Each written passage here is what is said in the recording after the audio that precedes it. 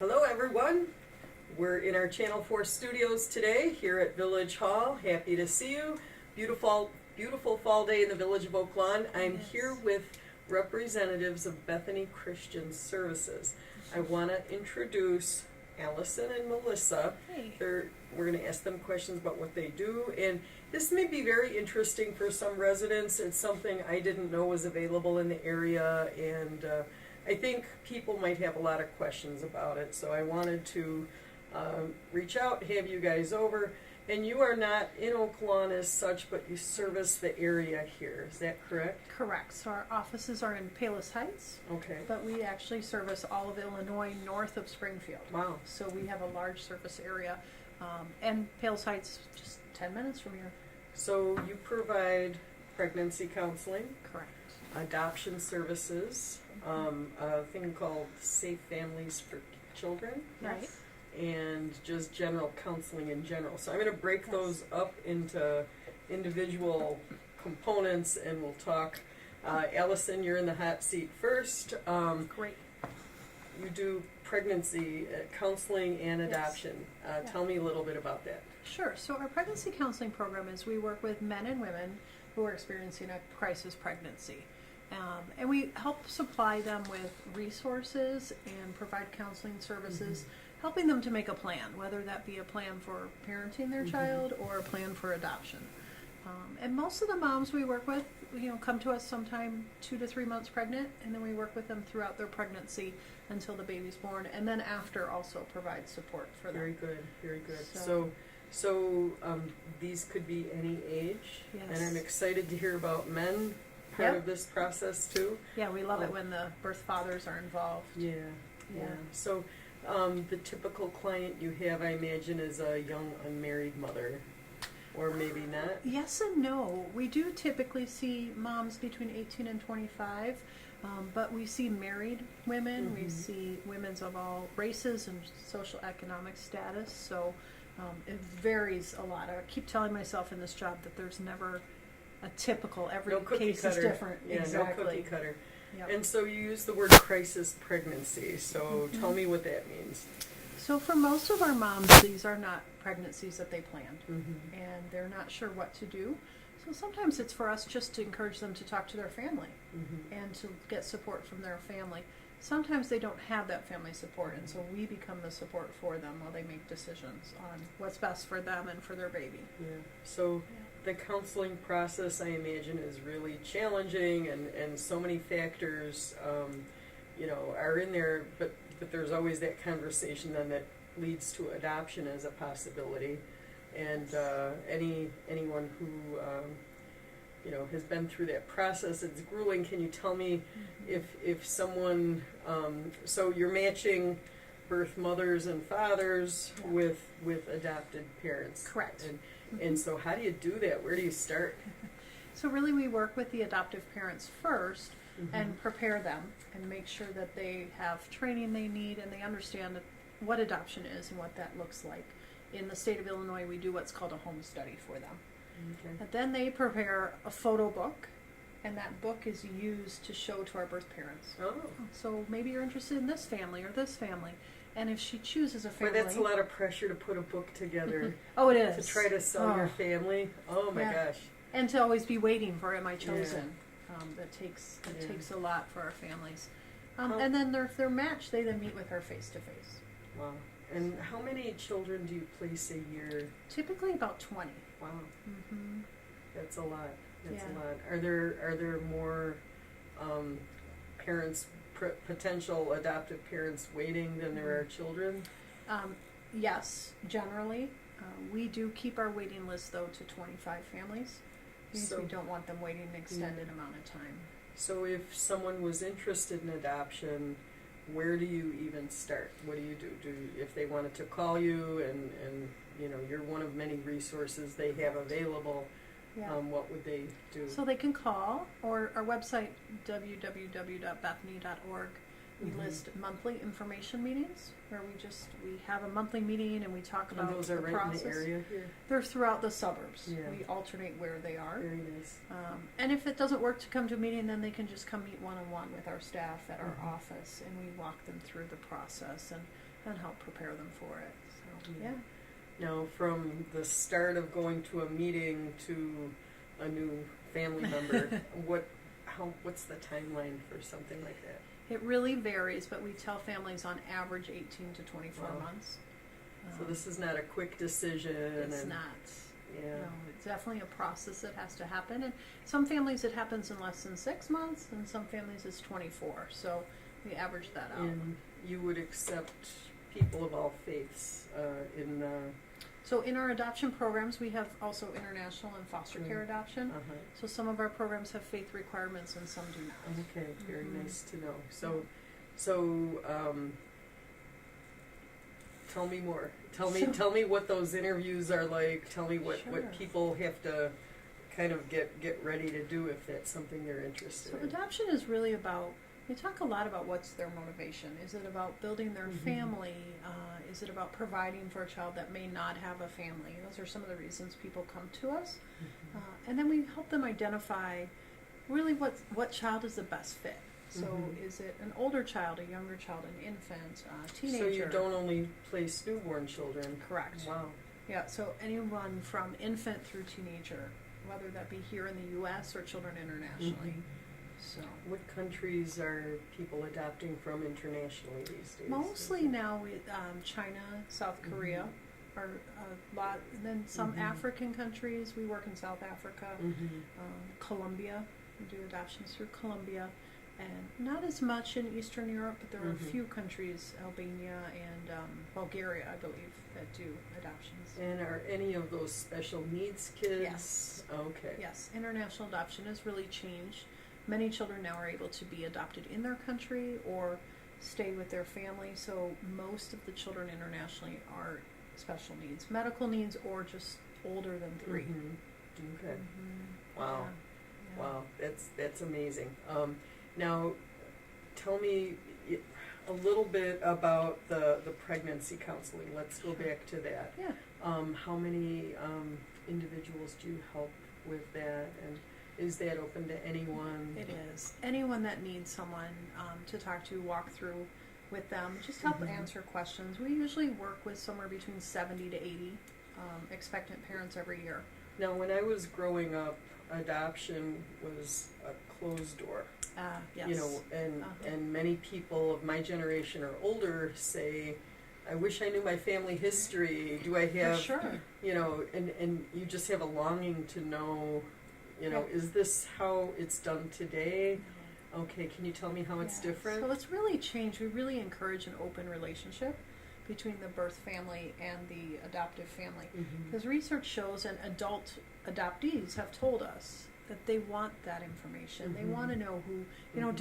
do I look like my birth mom? Right. Do I have her mannerisms? And so we encourage a relationship there. And most of our, I would say close to 80% of our moms, that's what they choose. And maybe that's just pictures and letters. Maybe it's visits. It really But depends it's a on what total they're choice. looking for. It is a Yeah. choice. Yep. Yeah. So Wow. it's really neat for the kids to grow up knowing this is mom and dad, but that's my birth mom. And Mhm. she has a role in their life. At least her position is honored for, you know, the decisions she Mhm. made. So And it is an honorable decision. It's It probably is. the toughest decision ever because it's life changing Yes. and yeah, and so many Yeah. of our moms and dads sacrifice their own wants and needs for the Mhm. good of their child. I which think is every parent does amazing. that. I think Yes. every parent on earth Yeah. Yeah. does that. Yeah. And so you also have a program called Safe Families for Children. And Mhm. Melissa, let's talk about that just a little bit. Who wouldn't love a program called Safe Families for Right. Children? Can you tell me what that is? Yeah, so Safe Families is a program that helps families who are going through a crisis by caring for their children. So perhaps the parents are dealing with homelessness or joblessness or maybe substance abuse issues, and they can't really appropriately care for their children, and nor are there any other family members that are available, or maybe even close friends. So they can call Safe Families, and we can assess the situation and see if Safe Families would be a good temporary option for them.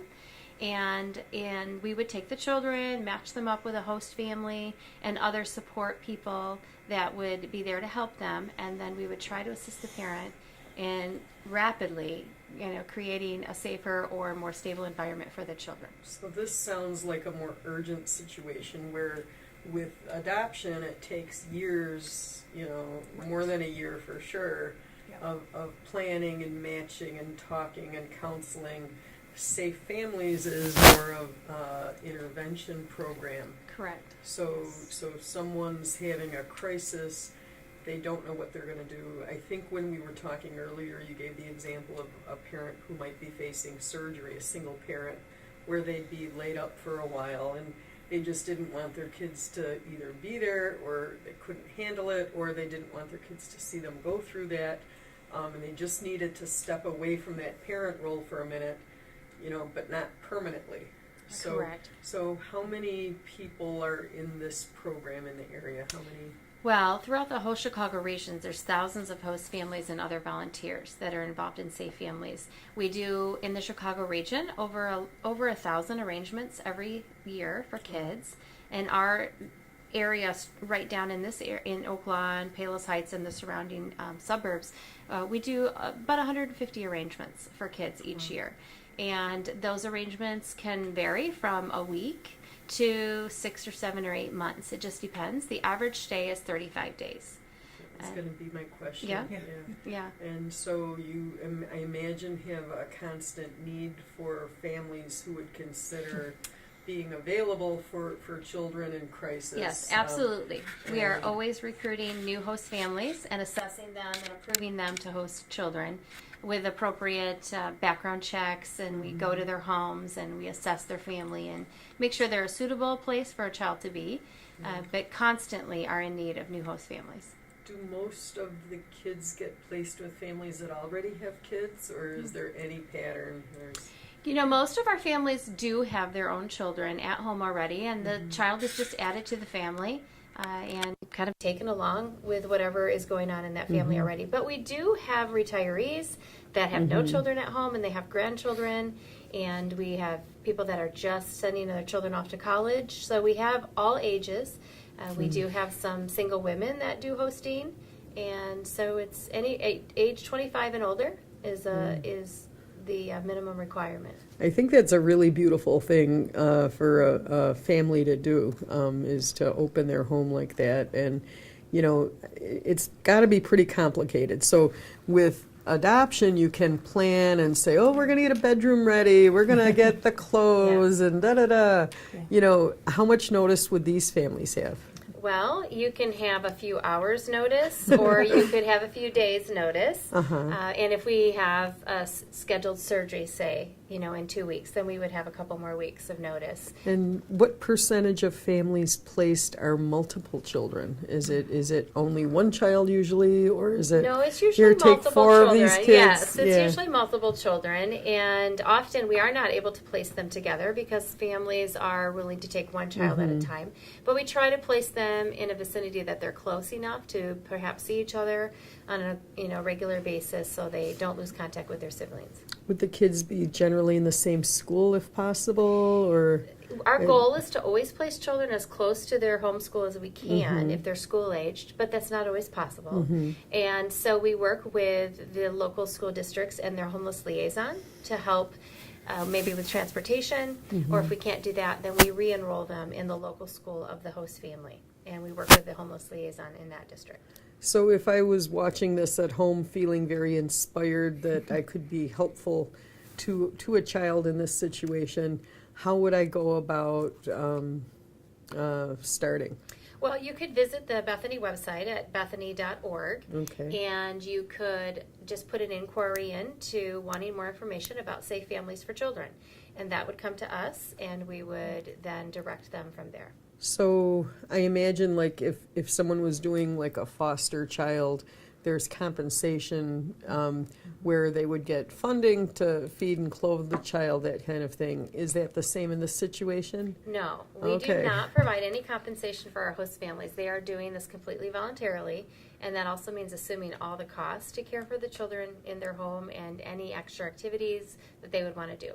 Now, what we do have is hopefully we'll have some other volunteers that we can connect them with that can maybe assist them with clothing, or babysitting, things like Right. that would be doing that for free. So that would give them some assistance. It's on a need base. I just think coming up with a wardrobe and, furniture and like all the baby stuff, that's got to be real Right. challenging. Right. Are most of these kids older or are they any age? They are any age, 0 to 18, Mm-hmm. but majority of the children do fall under the age of 6. Okay. And it's a hard time You for said under the age of under 6? the age of 6. So it's a hard time for families during that time because they don't always have daycare accessible. Managing children day in and day out can be taxing on a single parent, especially, which most of our parents that come to us are single mothers. And it's just a hard time. They're not in school yet, and they need to navigate through the days, and that can be overwhelming sometimes. Yeah. And What a that's- wonderful resource. I never heard of anything like that. And it is a national, know. it is a national program as well now. It started in Chicago 15 years ago, but now it is all over the country. Yeah. And so they could, someone could be anywhere in the country, and they could probably find a Safe Family chapter. Wow. I never heard of that. And, you see so many people who are struggling and holding on, and to have a resource like that available, I really wanted the Oak Lawn community to know that that's out there, and I hope no one's family ever needs it.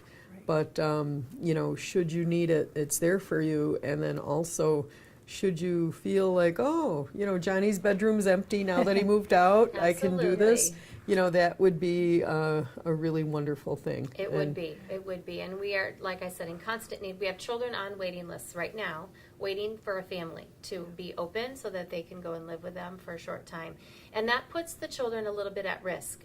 Risk of abuse and neglect, risk of just, being in the midst of chaos, Right.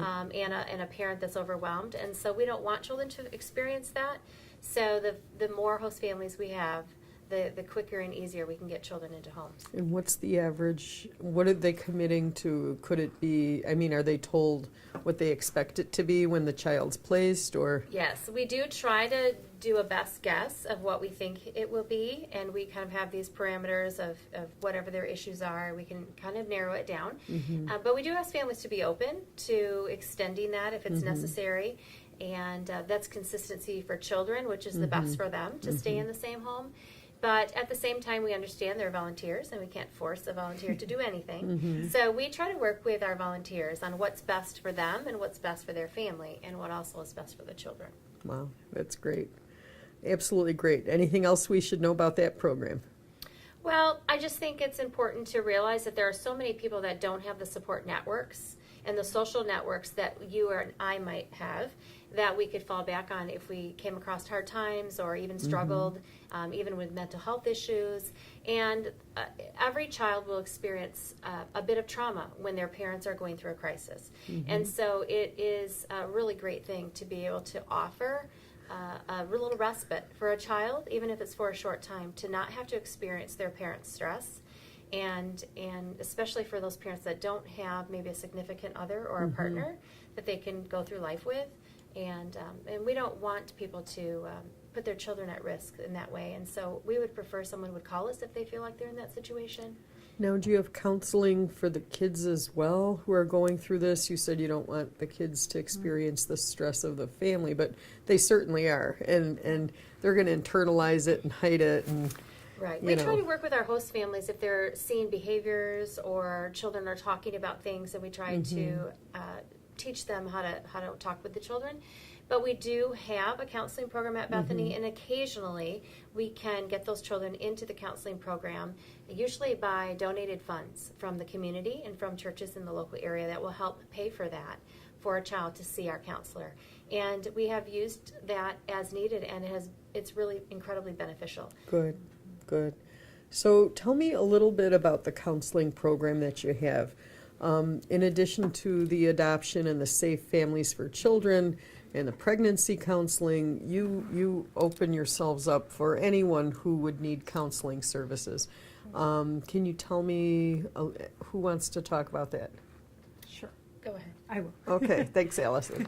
So as Melissa said, we can offer counseling for children, but our counselor on staff really works, her specialty is adoption. So for children that have gone through adoption or that transition, that is, where she focuses, but she will also provide marriage counseling, or if Mm-hmm. someone's going through a loss and needs counseling through grief that they're experiencing, she's able to do that. Mm-hmm. And she's in our office in Palos on Mondays, and then is able to see people throughout the week in addition to that. And yeah, she accepts insurance, so Okay. a lot of insurance Good. will cover counseling. Yeah. And so we're able to provide that to the community. And it's just, just to have someone there to listen and to talk to and help you through whatever's going on is just really valuable. Yeah, it is.